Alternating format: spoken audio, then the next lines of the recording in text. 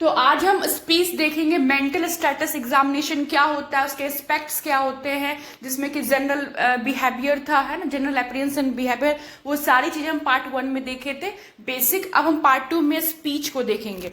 तो स्पीच में फर्स्ट क्या है, इनिशिएशन। इनिशिएशन का मतलब है कि जब कोई व्यक्ति, जब वो मरीज आया आपके पास, तो जब वो बोल रहा था तो उसकी इंटेंसिटी क्या थी। जैसे अभी मैं बोल रही हूँ तो मेरी इंटेंसिटी क्या एकदम हाई है ना।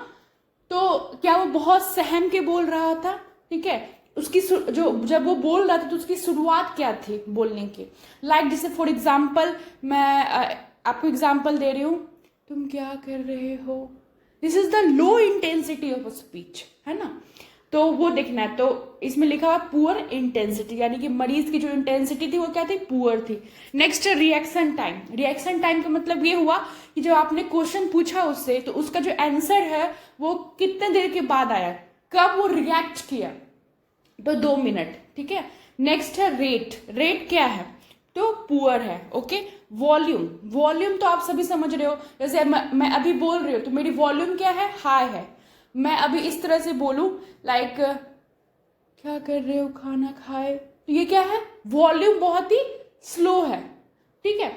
चलिए नेक्स्ट है टोन। टोन में क्या था, तो एग्रेसिवनेस था। टोन हम सभी जानते हैं कि टोन क्या, जैसे कोई व्यक्ति जो बहुत फ्रेंडली बात करता है तो उसको हम कहते हैं फ्रेंडली टोन था उसका। वो कोई एंग्री में बात करता तो एंग्री टोन था। कोई बहुत ही ज्यादा स्वीटली बात करता है, बहुत खुशनुमा टाइप से बात करता है, this is the tone, okay. Next है स्ट्रीम। तो स्ट्रीम मतलब कि फ्लो।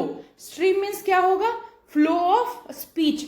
वो जो बोल रहा है उसका फ्लो क्या है। जैसे मैं भी बोल रही हूँ तो कंटिन्यूअस बोल रही हूँ, ऐसा नहीं मैं बोल रही हूँ फिर रुक जा रही हूँ, बोल रही हूँ रुक जा रही हूँ, नहीं ना। जैसे कि फॉर एग्जाम्पल आपको स्टेज पे, बचपन में जब आप किसी स्टेज पे जाके स्पीच देते थे तो क्या होता था कि पहले तो आप गुड मॉर्निंग वगैरह विश जब करते हो तो बहुत ज्यादा लाउडली करते हो। फिर बीच में क्या होता है, आप भूल जाते हो, आपको डर लगने लगता है ना। फिर धीरे धीरे जब आप स्टेज को मैनेज मतलब स्टेज मैनेजमेंट सीख जाते हो, या फिर स्टेज पे बहुत देर तक खड़ा रहते हो तो धीरे धीरे हिम्मत आता है, ठीक है। फिर आपकी जो स्पीच देने के तरीके हैं वो ठीक हो जाते हैं। फॉर एग्जाम्पल जैसे कि कोई व्यक्ति स्पीच देने गया तो स्टार्टिंग में उसको डर लगता है, उसका जो स्पीच है वो लड़खड़ाता है व्यक्ति, ठीक है। और फिर वो धीरे धीरे फिर ठीक कर लेता है अपना। This is called what, this is called stream, flow of speech.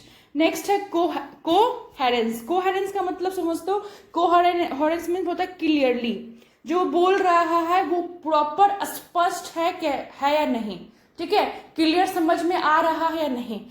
कुछ लोग होते हैं जिसको बहुत ज्यादा फुसफुस आता है, ठीक है, फुसफुसाने का आदत होता है। देखते हो जब कोई किसी के कान में फुसफुस आता है तो विस्परिंग करना जिसको हम कहते हैं, तो सुनाई नहीं देता है, क्लियर सुनाई, कहते हैं ना एकदम कुछ आवाज नहीं आ रहा है, क्लियर सुनाई नहीं दे रहा।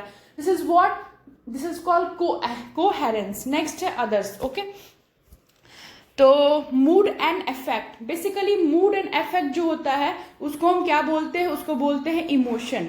मूड एंड इफेक्ट को क्या बोलते हैं, इमोशन, ठीक है। तो यहाँ पे व्यक्ति का हम इमोशन चेक करते हैं। फर्स्ट क्या है, मूड स्टेट। मूड स्टेट का मतलब उसका मूड कैसा है। जैसे क्या होता है ना, आप सुबह उठे, ठीक है, और आपका आज एग्जाम देना है, और आपका जो लकी पेन है, कोई पेन है जिसको आप बहुत लकी मानते हो, वो पेन गलती से टूट गया, तो आप डर जाते हो ना कि पता नहीं एग्जाम कैसा जाएगा। आपका मूड पूरा द होल डे आपका मूड खराब होता है। तो वही कह रहा है, उसका मूड चेक करना है कि उसका मूड कैसा है, क्या वो अप्रोप्रिएट है या इनअप्रोप्रिएट है, ओके। नेक्स्ट बात करते हैं लैबियल। लैबियल का मतलब समझते हो आप लोग, लैबियल का मतलब होता है मूड स्विंग। मूड स्विंग करना। मूड स्विंग का मतलब क्या होता है, मूड स्विंग मीन्स होता है कि जैसे कि व्यक्ति खुश है, हैप्पी है, ठीक है, ये हैप्पी है, फिर वो सैड हो गया, मतलब कि हैप्पी होता है, आफ्टर 2 मिनट 5 मिनट्स वो सैड हो जाता है, फिर वो हैप्पी होता है, फिर वो सैड होता है, यानी कि दुख, मतलब कि ऐसे समझो, खुश होना दुखी होना, खुश होना दुखी होना, होल डे उसका चलता रहता है, ओके। कोई कांस्टेंट मूड नहीं होता है कि हाँ वो मॉर्निंग में बहुत खुश था, नहीं, कांस्टेंट उसका मूड जो है स्विंग करते रहता है। ब्लंटेड का मतलब हुआ इंटेंसिटी। इमोशन जो है उसका इंटेंसिटी क्या है, तो ब्लंट का मतलब जैसे कहते ना कि चाकू जो है ब्लंट हो गया, ठीक है, यानी कि कितना शार्प। एक होता है शार्प, एक होता है ब्लंट। शार्प का मतलब होता है तेज, और ब्लंट मीन्स होता है ना, कहते हैं भोत हो गया। तो वही होता है ब्लंट इफेक्ट। ब्लंटेड का मतलब यहाँ पे क्या हुआ कि डिक्रीज इंटेंसिटी ऑफ इमोशन, उसका इमोशन का इंटेंसिटी डिक्रीज हो गया। जैसे कोई व्यक्ति है परेशानी में है और जब उसको सामने आप हंसी खुशी की बातें करते हो तो वो उतना खुश नहीं होता है, बस स्माइल देता है, ठीक है। जो उसको रिस्पॉन्स देना चाहिए वो नहीं देता है, क्योंकि उसका दिमाग में कुछ और ही चल रहा है, वो बस स्माइल पास कर रहा है, ठीक है। क्योंकि वो मान हो सकता है वो व्यक्ति एंजाइटी में है, ठीक है, टेंशन में है, डिप्रेशन में है, इसलिए जो एग्जैक्ट उसका इमोशन होना चाहिए था वो ना एक्सप्रेस करके नॉर्मली वो स्माइल कर रहा है। This is called decrease intensity of emotion. उसका जो इमोशन है वो डिक्रीज हो गया है, ठीक है। ओके, नेक्स्ट समझते हैं इंटेंसिटी ऑफ हैप्पीनेस। मीन्स उसका जो हैप्पीनेस का इंटेंसिटी है वो कैसा है, बहुत ज्यादा खुश तो नहीं है, बहुत ज्यादा, यहाँ पे देखो इंटेंसिटी ऑफ सैडनेस, बहुत ज्यादा दुखी तो नहीं है, क्योंकि बहुत ज्यादा खुश होना, बहुत ज्यादा दुखी होना ये कोई नॉर्मल चीजें नहीं है। नेक्स्ट है एंगर, मतलब कि एंगर क्या एक प्रकार का इमोशन है, व्यक्ति बहुत ज्यादा एग्रेसिव तो नहीं है, वरी बहुत ज्यादा चिंता तो नहीं कर रहा है। तो अब हम समझेंगे थाउट, ठीक है। थाउट का मतलब क्या हुआ, थिंकिंग, है ना। तो थिंकिंग में क्या देखेंगे, स्ट्रीम ऑफ थाउट, ठीक है। स्ट्रीम मीन्स क्या होता है, स्ट्रीम मीन्स फ्लो, यानी कि फ्लो ऑफ थाउट, यानी कि जो आप थिंकिंग कर रहे हो कंटिन्यू जो है थिंकिंग आ रहा है, कंटिन्यू आपके दिमाग में आइडियाज आ रहे हैं, ठीक है। जैसे अभी मैं बोल रही हूं तो क्या हो रहा है कि जो स्ट्रीम जो थाउट है, मैं जो बोल रही हूँ, ऐसा तो नहीं मैं बोल रही हूँ बीच में रुक जा रही हूँ, नहीं ना, मैं कंटिन्यू मेरे दिमाग में आइडियाज आ रहे हैं, थिंकिंग, मेरा ब्रेन थिंक कर रहा है, तो ही मैं बोल पा रहा हूँ। This is called flow of what, thought. This is called what, stream of thought या फिर फ्लो ऑफ थाउट। नेक्स्ट है pressure of speech, pressure of speech. और नेक्स्ट है flight of ideas. Flight of ideas का मतलब आप क्या समझते हैं, देखिए आइडियाज का मतलब क्या होता है, थिंकिंग। आप कहीं भी अगर आइडिया वर्ड देखे इसका मतलब क्या होता है, थिंकिंग। और फ्लाइट का मतलब उड़ना, मतलब कि जो थिंकिंग है, जो आइडिया है वो उड़ रहा है। ये क्या कहने का मतलब हुआ, जैसे कि अभी आपको मन किया कि मुझे जो है जाके पढ़ाई करना है, ठीक है। आप जा रहे थे अपने दरवाजे से, ठीक है, अपने स्टडी रूम में पढ़ने के लिए, फिर अचानक से आपको मन कर रहा है खाना खा लेते हैं, फिर आप खाना खाने के लिए जा ही रहे थे, फिर अचानक से आपको मन किया वॉशरूम चले जाते हैं, फिर आप मतलब आपने एक थिंकिंग किया, उसको कंप्लीट भी नहीं किया, और उसको बिना कंप्लीट किया फिर दूसरा जो है वर्क करने लगे, फिर उसको भी कंप्लीट नहीं किया, उसको फिर तीसरा वर्क करने लगे। इसका मतलब आपका जो आइडिया है वो शिफ्ट कर रहा है एक से दूसरी जगह। पहले आपको खाना खाने का मन किया, फिर आपको पहले आपको पढ़ाई करने का मन किया, वो भी आप नहीं किए, फिर आपने क्या किया, खाना खाने लगे, खाना भी नहीं हो पाया तो आप क्या किए, वॉशरूम जाने लगे। ऐसे करके बिना एक काम को कंप्लीट किए हुए बार बार ऐसे शिफ्टिंग अगर होने लगे, इट मीन्स दैट कि आपका थिंकिंग एक जगह से दूसरी जगह शिफ्ट हो रहा है। It means that flight of ideas, एक मोमेंट में, एक टाइम में बहुत सारे आइडियाज आपके दिमाग में आ रहे हैं, बहुत सारा थिंकिंग हो रहा है, एक ही मोमेंट में लग रहा है मैं खाना भी खा लूं, पढ़ भी लूं, सो भी जाऊं, है ना, वॉशरूम भी चले जाऊं। Okay, this is called what, flight of ideas. So what do you understand thought retardation? Thought means what, thought means thinking. Thought means क्या होता है, thinking. And what is the meaning of retardation? Retardation का मतलब देखिए, अगर कहीं भी आपको एक वर्ड आए रिटार्ड, इसका मतलब क्या होता है, स्लो। क्या होता है, स्लो, यानी थिंकिंग जो है वो स्लो हो रहा है। थिंकिंग क्या हो रहा है, स्लो हो रहा है, यानी थिंकिंग का जो फॉर्मेशन है वो स्लो हो रहा है। आपके दिमाग में आइडियाज तो आ रहे हैं, आपके दिमाग में थिंकिंग तो हो रहे हैं, आपका ब्रेन में आइडियाज बन रहे हैं, लेकिन आपके ब्रेन में जो आइडियाज बन रहे हैं उसका जो फॉर्मेशन का प्रोसेस है वो बहुत स्लो है। This is called thought retardation. I hope आप समझ पा रहे होंगे। And what is the meaning of thought? Thought means thinking and block means thinking का जो पाथवे है वो रुक गया। ब्लॉक मीन्स क्या, व्हाट, ब्लॉक मीन्स रुक जाना, ठीक है। देखिए थाउट ब्लॉक का आपको एक एग्जांपल देते हैं, ठीक है। जैसे कोई व्यक्ति है वो स्पीच दे रहा है, भाषण दे रहा है, भाषण देते देते क्या हुआ, वो अचानक से स्पीच देते देते बीच में रुक गया। इसका मतलब क्या हुआ कि उसका थिंकिंग ब्लॉक हो गया, उसका थॉट ब्लॉक हो गया।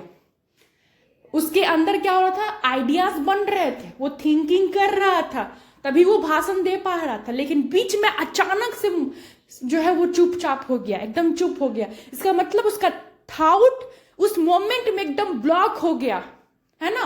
तो what is the difference between thought retardation and thought block? तो आप कह सकते हो कि थॉट रिटार्डेशन का मतलब हुआ कि आइडियाज का फॉर्मेशन होता है बट बहुत स्लो हो रहा है, धीरे धीरे हो रहा है। और थॉट ब्लॉक का मतलब क्या हुआ कि जो आइडिया का फॉर्मेशन है वो नॉर्मल है, लेकिन अचानक से सडन, ये जो थॉट ब्लॉक है वो क्या होता है, सडन, अचानक से जो है ब्लॉक हो गया। ठीक है, मेनली जो है ये थॉट ब्लॉक जो होता है वो मिडिल टाइम में होता है, मिडिल पीरियड में। ठीक है, जैसे कोई किसी से बात कर रहा है, बीच में रुक जाना, लाइक दिस। नेक्स्ट बात करते हैं, म्यूटिज्म नहीं है, ऑटिज्म होता है।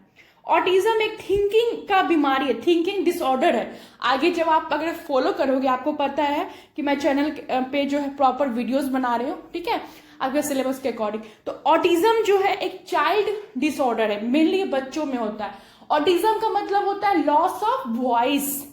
क्या होता है, लॉस ऑफ वॉइस। ठीक है, सॉरी, ऑटिज्म नहीं, एफोनिया। एफोनिया का मतलब क्या होता है, लॉस ऑफ वॉइस। जैसे कि आप सुने होंगे कि जैसे कि कभी आपका गला खराब होता है तो एकदम घर घर टाइप से कुछ बोलते हो तो एकदम भारी भारी आवाज घर घर टाइप से निकलता है ना, वो जो व्यक्ति है एफोनिया में ऐसे ही वो बात करता है, ऐसे ही वो उसके वॉइस निकलती है, क्योंकि उसमें लॉस ऑफ वॉइस होती है। ठीक है, क्यों हो रही है, वॉइस क्यों नहीं आ रही है, क्योंकि उसका व्यक्ति जो है थिंकिंग नहीं कर पा रहा है। ओके, तो एफोनिया का मतलब ये हुआ। और यहाँ पे क्या था, ऑटिज्म। ऑटिज्म का मतलब हमने बताया कि चाइल्ड डिसऑर्डर है, बच्चों में होती है। So what is the meaning of autism? Autism का मतलब क्या होता है कि व्यक्ति ईगोसेंट्रिक होता है। ईगोसेंट्रिक का मतलब हुआ कि उसको सिर्फ अपने आप पे ध्यान रहता है, वो सिर्फ अपने बारे में सोच रहा है, सिर्फ अपने में खोया रहता है। ठीक है, वो आगे सराउंडिंग में क्या हो रहा है वो ना समझ पाता है। ठीक है, उसका थिंकिंग उतना डेवलप ही नहीं हुआ है, उसके दिमाग में कोई आइडियाज बन ही नहीं रहे। इसका बेस्ट एग्जांपल आप समझो, जैसे कि आप क्लासरूम में है, आप कोई गेम खेलो लाइक लूडो। लूडो क्लासरूम में अपने दोस्त के साथ खेल रहे हो, अचानक से जो है कोई शिक्षक, कोई टीचर आपके क्लासरूम में एंट्री किया, व्हाट यू डिड? आपका ब्रेन थिंक करेगा कि मास्टर आ गया, क्लासरूम में टीचर आ गए, मुझे क्या करना है, खड़ा होना है। आप तुरंत जो है जो लूडो है, जो भी गेम खेल रहे हैं उसको बंद करोगे, फटाक से खड़ा हो जाओगे और फिर विश करोगे, है ना।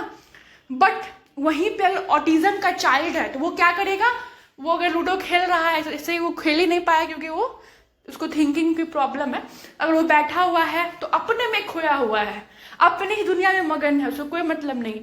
और टीचर आ गए, चले गए, फिर भी वो खड़ा नहीं होगा, विश नहीं होगा, है ना। मतलब फॉर्मेशन ऑफ जो आइडियाज है, थिंकिंग का जो फॉर्मेशन है उसमें बिल्कुल बनता ही नहीं है, एकदम फॉर्मेशन नहीं हो रहा है। देखिए, थॉट रिटार्डेशन में क्या था, थिंकिंग हो रहा था, व्यक्ति के दिमाग में आइडियाज बन रहे थे बट स्लोली स्लोली बन रहा था। थॉट ब्लॉक में क्या, थिंकिंग लगातार हो रहा है, व्यक्ति लगातार सोच रहा है। ठीक है, लेकिन सडनली अचानक से ऐसा होता है कि उसका थिंकिंग एकदम ब्लॉक हो जाता है, लेकिन कुछ मोमेंट के लिए, कुछ पल के लिए, फिर वापस से नॉर्मल हो जाता है। ठीक है, और ऑटिज्म एक ऐसी चाइल्डहुड डिसऑर्डर है, ऑटिज्म यहाँ पे होगा, जिसमें कि व्यक्ति के अंदर कोई फॉर्मेशन मतलब थिंकिंग जो है बन ही नहीं रहा है, यानी कि absence of thinking, absence of ideas, absence of thought is called what? Autism. ठीक है, एफोनिया का मतलब क्या होता है, लॉस ऑफ वॉइस, जिसमें आवाज ही नहीं निकलता है। ओके, क्लोंग एसोसिएशन, इसको समझते हैं, क्लोंग एसोसिएशन। क्लोंग एसोसिएशन का मतलब देखिए, इसमें क्या होता है ना, व्यक्ति जो है राइम यूज करता है। क्या यूज करता है, राइम। मतलब कि वो ऐसी बात करता है जिसका कोई सेंस नहीं है, लेकिन उसके साउंड में राइमिंग सुनाई देता है। साउंड में या फिर जो प्रोनाउंसिएशन वो कर रहा है उसमें क्या सुनाई देता है, उसके साउंड में, उसके प्रोनाउंसिएशन में राइमिंग जो है सेट करके बैठता है। जैसे कोई बच्चा है वो बोल रहा है सैट, रैट, ठीक है, रैट, कैट। अब इस लैंग्वेज से आप कुछ समझ रहे हैं क्या, सैट, रैट, कैट, कुछ समझ में नहीं आ रहा है, कोई सेंस है क्या इसका, नहीं। लेकिन ये एक राइमिंग है ना, सैट, रैट, कैट, ये क्या एक राइमिंग है, यानी कि मैं सैट, रैट और कैट बोल रही हूँ तो मेरे साउंड में राइमिंग हो रहा है, मेरे साउंड में, मेरे प्रोनाउंसिएशन में राइमिंग हो रहा है। तो क्लॉन्ग एसोसिएशन में व्यक्ति ऐसा थिंकिंग करता है कि वो उसके दिमाग में से थिंकिंग होते रहता है हमेशा कि मैं वैसा वर्ड बोलूं जिसमें सिर्फ और सिर्फ राइमिंग हो, ठीक है, कोई सेंस नहीं हो। चलिए नेक्स्ट है परसेप्शन, ठीक है। तो परसेप्शन का मतलब क्या होता है, परसीव, मतलब आप जो रिसीव कर रहे हैं, ठीक है, उसमें कोई प्रॉब्लम है, समझते हैं। इल्यूजन, इल्यूजन का मतलब क्या होता है कि वहां पे कोई स्टिमुलाई नहीं है, फिर भी इल्यूजन का मतलब होता है कि वहां पे कोई स्टिमुलाई है बट उसको जब व्यक्ति समझता है तो क्या कर देता है, मिस इंटरप्रिटेट कर देता है, मिस इंटरप्रिटेट। आपको डिटेल में समझना है तो आप मेरे वीडियोस बनाए हुआ हेलुसिनेशन इल्यूजन उसको समझिएगा, उसका टाइप्स वगैरह सब कुछ है, ठीक है। अभी तक टाइम नहीं है, सो समझते हैं। जैसे कि एग्जांपल लेते हैं कि आप जो है सोए हुए थे और पेड़ में ना सरसराहट की आवाज आई, ठीक है, हवा चल रहा था तो पेड़ सरसराहट की आवाज आई, तो आपको लगा कि क्या है, कि कोई दरवाजा पे नॉक कर रहा है आपका, आप दरवाजा खोले, कोई व्यक्ति नहीं है। इसका मतलब क्या हुआ कि स्टिमुलाई क्या था, स्टिमुलाई था कि पेड़ के पत्ते की सरसराहट की आवाज थी जिससे आपको लगा कि कोई दरवाजा पे खटखटा रहा है, स्टिमुलाई था, लेकिन वहां कोई व्यक्ति नहीं था, आपने गलत इंटरप्रिटेट किया, उसको समझा गलत स्टिमुलाई को। This is illusion. हेलुसिनेशन में क्या होता है कि स्टिमुलाई नहीं होता है, बिल्कुल कंप्लीटली एब्सेंस ऑफ स्टिमुलाई, फिर भी व्यक्ति को लगता है कि वहां पे स्टिमुलाई है, कुछ हो रहा है। जैसे कि आप ऐसे समझो हेलुसिनेशन में कि रात में आप सोए हुए हैं, आपको पायल का आवाज सुनाई दे रहा है, जबकि वहां पे कोई पायल वायल नहीं है, कोई पायल का आवाज मतलब कोई पायल वायल नहीं बज रहा है, फिर भी आपको सुनाई दे रहा है, ठीक है। आप एकदम डरे हुए हैं, अंधेरे में जा रहे हैं, आपको लग रहा है एकदम सामने से भूत आ रहा है, तो ऐसा कोई स्टिमुलाई वहां पे नहीं है, लेकिन फिर भी आपको लग रहा है। इल्यूजन का एग्जाम्पल, जैसे कि आप अंधेरे में हैं तो वहां पे जो है क्या होता है, रस्सी है रोड पे रखा हुआ, अंधेरा है तो आपको लगा कि सांप है। इसका मतलब इल्यूजन में क्या होता है कि इंटरप्रिटेशन जो है व्यक्ति गलत समझ लेता है स्टिमुलाई को, और हेलुसिनेशन में स्टिमुलाई ही नहीं होता, ठीक है। डेजा व्यू और जामस व्यू। डेजा व्यू का मतलब क्या समझते हैं, देखिए ये जो वर्ड है ना व्यू, इसका मतलब होता है व्यू। ऐसे ये टॉपिक है, इसको आप चाहो तो डिटेल में पढ़ सकते हो, वीडियोस दिया हुआ है, बट फिर भी मैं रिवाइज करवा देती हूँ। व्यू का मतलब व्यू, इसका मतलब क्या होता है कि जो चीज आपने जो चीज आप कभी देखे नहीं, आप जानते नहीं हैं, आप पहचानते नहीं हैं, तो आप, ठीक है, फिर भी आपको लगता है कि ये चीज को हम जानते हैं, इस चीज को पहचानते हैं। मतलब कि जो आपके लिए अनफैमिलियर है, अनफैमिलियर का मतलब जिस चीज को आप बिल्कुल नहीं जानते हैं, तो आपको क्या लगता है, फैमिलियर, यानी कि वैसा व्यक्ति जिसको डेजा व्यू हो गया है, ठीक है। व्यू का मतलब दिशा, देखना, ठीक है। उसको क्या लगता है, उसके लाइफ में जो भी अनफैमिलियर है, ठीक है, उसको लगता है कि फैमिलियर है सारा चीज। जैसे कि समझते हैं, जैसे कि जिस प्लेस के पास कोई जगह है उसके पास आप कभी नहीं गए, फिर भी आपको लगेगा कि ये जगह तो हम आए हैं, मतलब अनफैमिलियर था फिर भी आपको फैमिलियर लगा। आप किसी व्यक्ति से कभी नहीं मिले और आप उसको कह रहे हैं हाँ हम तो तुमसे मिले हैं, तुम पिछला रात हमको यहाँ मिले थे, है ना। It means that what unfamiliar person है, तो जो है आप उसको फैमिलियर बता रहे हो, फैमिलियर समझ रहे हो, ठीक है। कुछ भी हो सकता है, कोई पर्सन, कोई प्लेस, कोई थिंग्स, एनीथिंग। बस इसमें क्या होगा कि अनफैमिलियर को फैमिलियर समझेगा। और जामस व्यू में क्या है, अब जस्ट अपोजिट कर दीजिए। जो चीज फैमिलियर है, जिससे वो, फैमिलियर का मतलब समझते हैं परिचित, जिसके बारे में आप जानते हैं, परिचित है आप उससे, उसको वो क्या समझता है, अनफैमिलियर। जैसे कि कोई व्यक्ति लास्ट नाइट किसी व्यक्ति से मिला, सुबह में जब उससे मिलना कर रहा है, हाँ तुम कौन हो, तुम्हारा नाम भी नहीं जानते, है ना, लाइक दिस। ओके, चलिए नेक्स्ट समझते हैं डीपर्सनलाइजेशन। डी का मतलब क्या होता है, एबनॉर्मल। क्या होता है, एबनॉर्मल। एंड पर्सनलाइजेशन का मतलब क्या होता है, सेल्फ, यानी कि खुद के अंदर कोई एबनॉर्मलिटीज हो गई। खुद के अंदर मतलब खुद के बारे में, जैसे कि व्यक्ति कहेगा मैं तो 2 हाथ, उसके व्यक्ति के पास 2 हाथ है फिर भी कह रहा है मेरा हाथ तो हवा में लटक रहा है, मेरा पैर तो टेढ़ा हो गया, मेरा हाथ स्टील का बना हुआ है है ना, लाइक दिस, अपने ही बारे में, अपने ही बॉडी पार्ट्स के बारे, ध्यान समझिएगा। डी मतलब एबनॉर्मल पर्सनालाइजेशन का मतलब सेल्फ, व्यक्ति अपने बॉडी पार्ट्स के बारे में एबनॉर्मल बात करता है, this is called depersonalisation. And derealisation means, de मतलब एबनॉर्मल और रियलाइजेशन मतलब रियलिस्टिक, जो भी चीज रियलिस्टिक है उसको वो एबनॉर्मली समझता है, ठीक है। जैसे कि आप उसको गुलाब दो रियल वाला, तो क्या ये तो प्लास्टिक का गुलाब दे दिए हमको, इसका मतलब जो रियलिस्टिक था उसके बारे में वो एबनॉर्मल हो गया।